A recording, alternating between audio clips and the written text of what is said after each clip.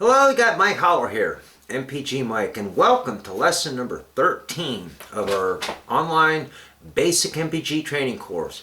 Today I want to talk to you about head porting. Now, head porting's been around for a lot of years. I think it dates back to like the 1930s, before there was the modern cylinder head. At that time, it was block porting because the valves sat in the block right next to the cylinder. And what guys would do is they'd port the ports in the block, and then they would trench between the valve and the combustion chamber area. Got improved flow, made more performance.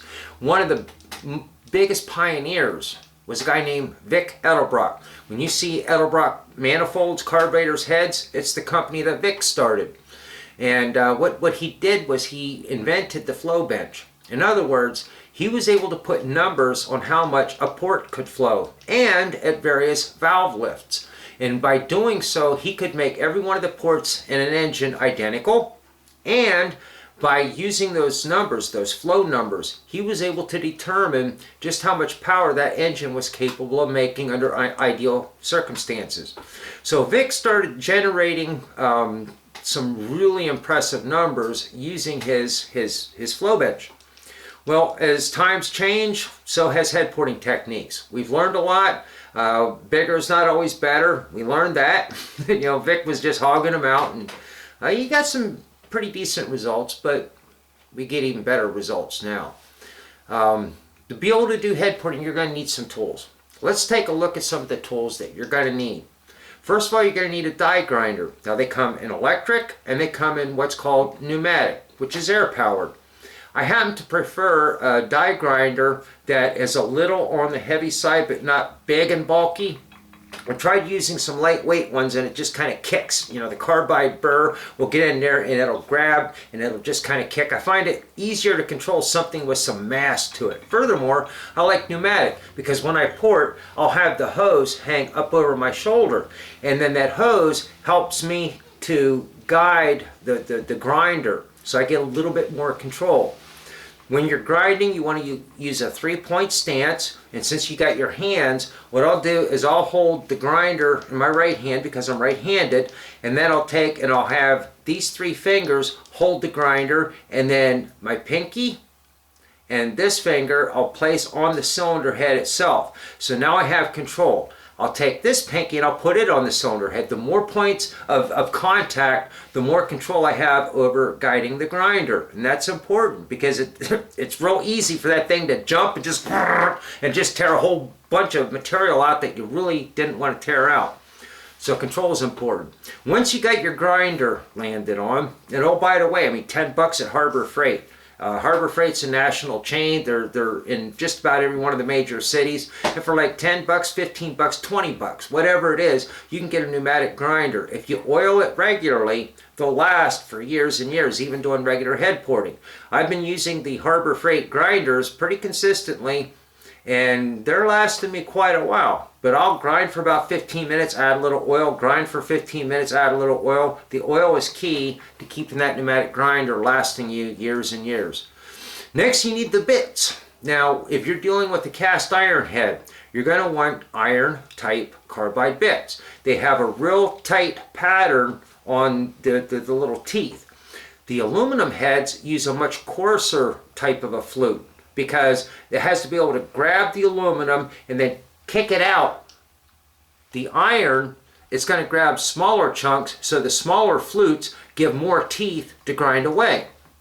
Maybe you get it, maybe you don't. Just take my word for it. If you try a steel bit on aluminum, it'll clog up on you in no time flat. If you try an aluminum carbide on steel, it'll just chatter away. So use the right carbide for the type of head that you're using. The bits come in different shapes. You got ones like a Christmas tree, you got like a teardrop, you have them with the ball on the end, and they also come with short shank and long shank. So the short shank is the easiest to control. When you're getting back into the port, especially on intake manifolds and whatnot, if you need the reach, then you can get the long shank bits, and they'll give you a lot more reach. Once you get the port roughed out, you get the shape, then you want to kind of smooth over the machining marks that you just made, and that's where you get into the sanding roll. Now sanding rolls come in like coarse, medium, and fine, coarse being 40 grit. A 40 grit sanding roll can take a lot of material off in a short period of time. When you're done with the 40 grit, it leaves a rather rough texture. Now that is something you'd want to use on intake ports and call it good. You want the rough texture. Tune in next time and I'll teach you about some other texture for intake ports and whatnot that make it even rougher than what your 40 grit sanding roll can give you.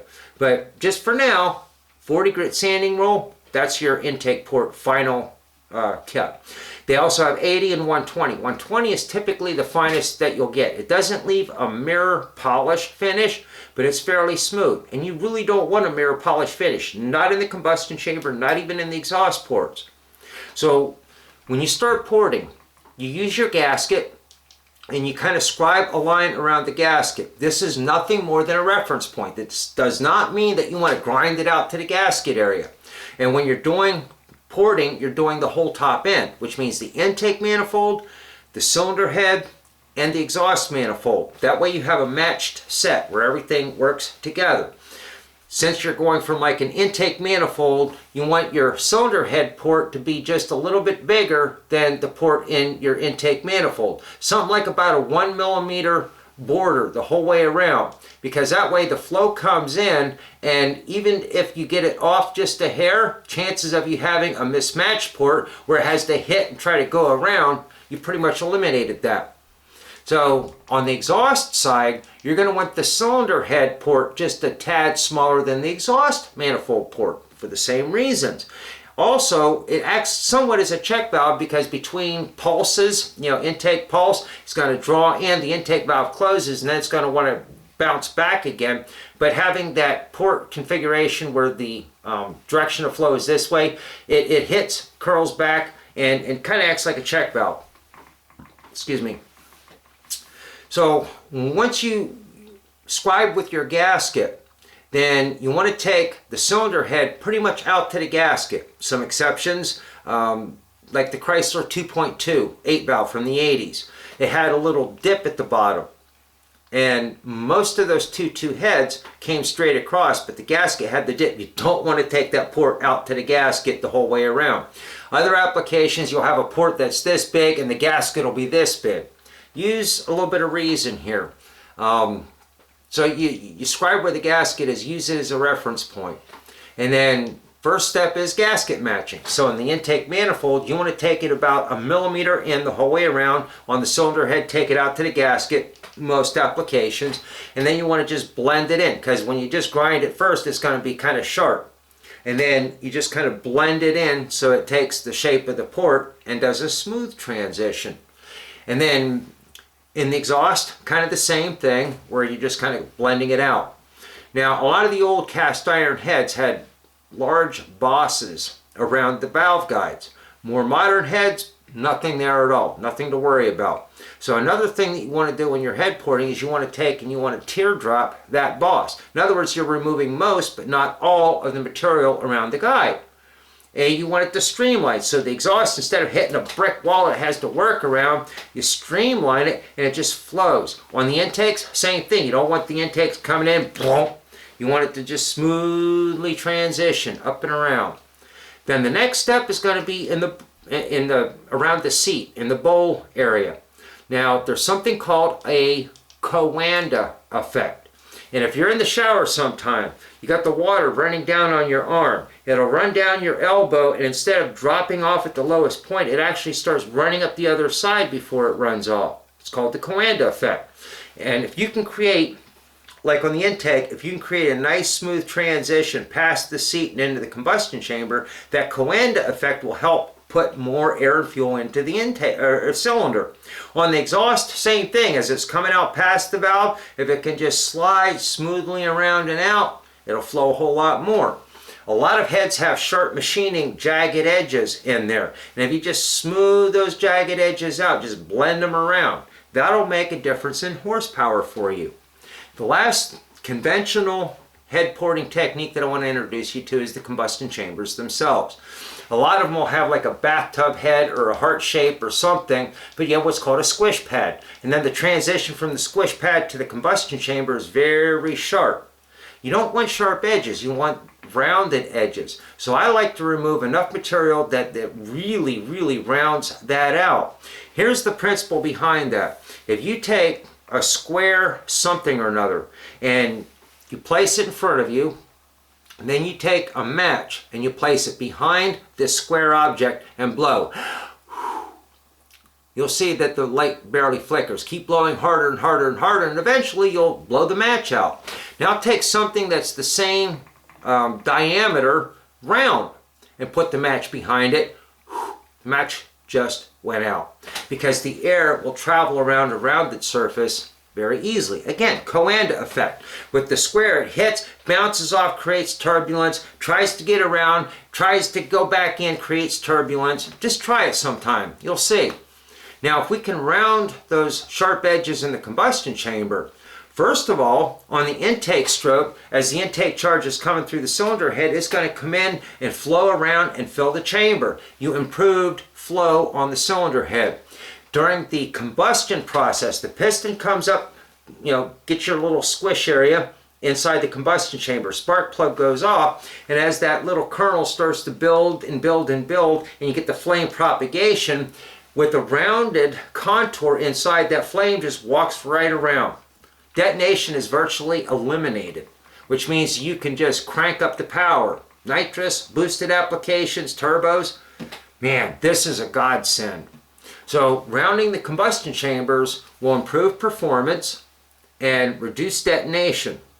One other thing that it does is as that pressure wave is able to just walk around the rounded corners, now you're getting pressure out here.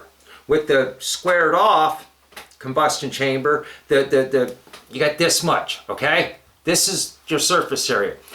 The amount of force on the piston, it's PRT, I think is the formula, where the surface area that you put the pressure on. In other words, if you took 100 pounds per square inch of pressure and put it on something like this, you can knock a hole in the piston. But if you took 100 pounds square inch pressure and put it on something like this, now you're harnessing a lot of power.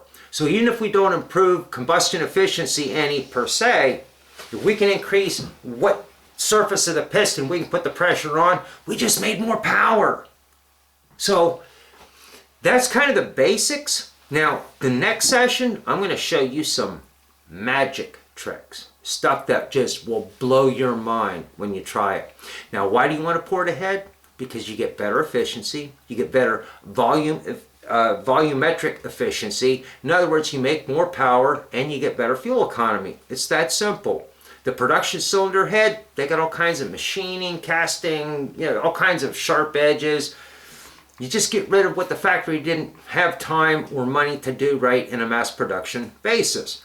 And you make it work for your engine. Anyways, I will talk to you in 3 days, and we'll come back with part 2 of our head porting basics. Mike Holler signing off. See you in a couple days.